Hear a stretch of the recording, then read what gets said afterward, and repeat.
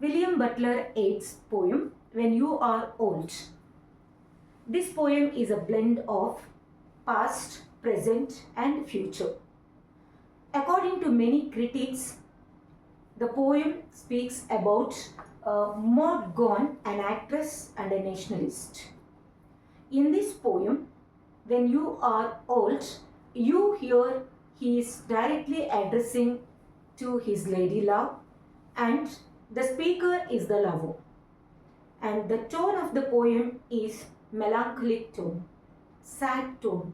So in this three stanza poem, the speaker is trying to imagine his beloved's life in the future.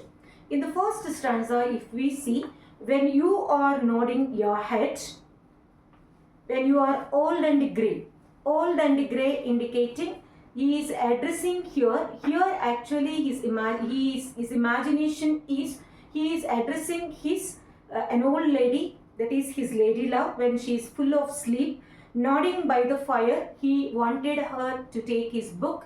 Book is nothing but his book of poems which he is writing now, and asking her to read slowly and also to dream of the soft look which she had once, and also the shadows of deep.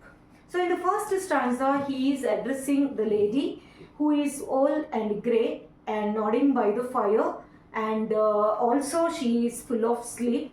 He is expecting that lady to take his book of poems and slowly to read that and slowly go back to the age where, so she had that soft eyes and also their shadows deep.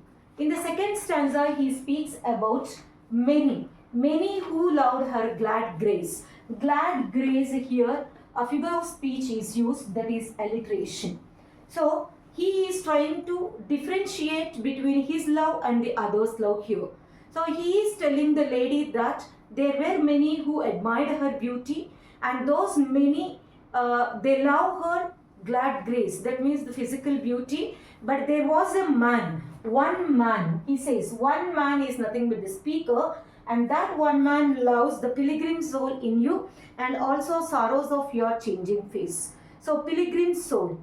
So every soul is a pilgrim when it is in its journey to attain the salvation.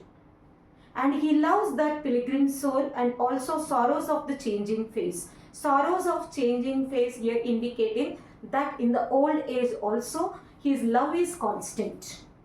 And here one more thing we need to speak, that in this poem the rhyme scheme, if you observe, it's a constant rhyme scheme. This constant rhyme scheme, through that also he is trying to tell that his love is constant.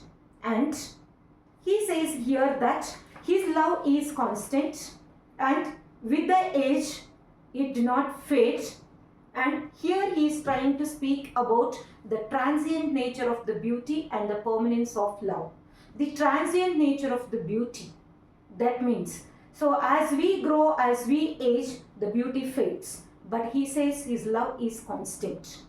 That he mentions with these two phrases, that one man loved the pilgrim soul and also sorrows of changing face, whereas the other's love for the glad grace, whether it is true or false. So she is not aware the many admirers who were admiring her beauty, their love is true or false, but his love is true because his love is for the pilgrim soul and also for the, and he could love the sorrows of changing face.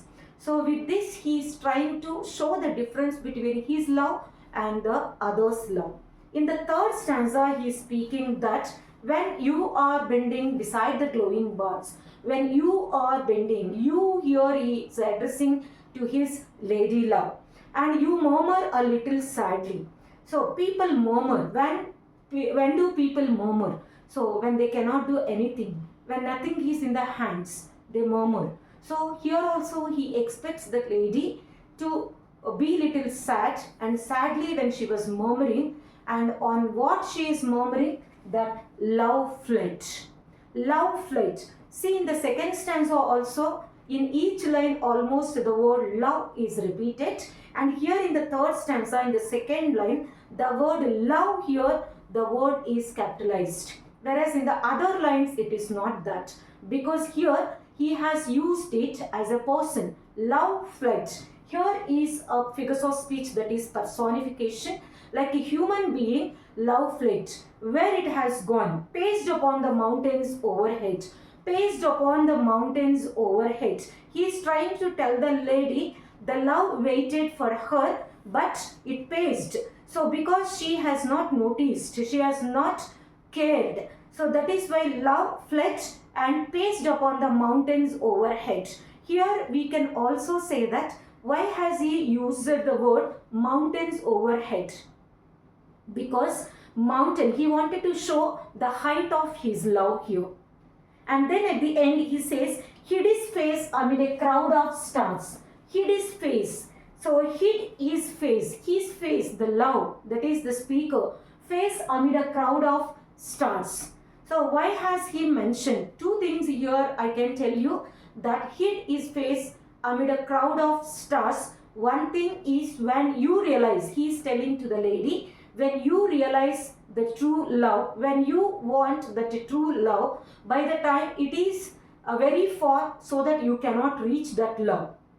And one more also we can say that he is trying to tell that his love is eternal. His love is eternal, there is no death. One or the other day he may die, but not his love. So that is why in the stars, the crowd of the stars, it hid its face. Hid his face there, so that from there his love is alive. There he is loving, his love hid his face amid the crowd of stars, and so his love is eternal and his love is constant. That is what he is trying to tell the lady. And here we can think two things, that so the transient nature of beauty against the permanence of love. He is trying to tell in this poem that topic, and also he is trying to tell that the difference between his love and the others towards the lady, and also the intention behind telling that paced on the mountains overhead and also hid his face amid the crowd of the stars. His intention is trying to tell the lady not to take a hasty decision, because to whom is he addressing is still young.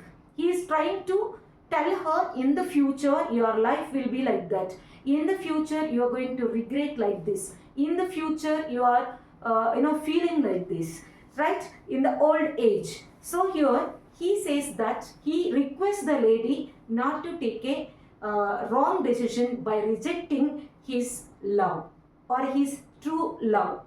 So from the beginning to the end we could see that he is the poem is the blend of the past.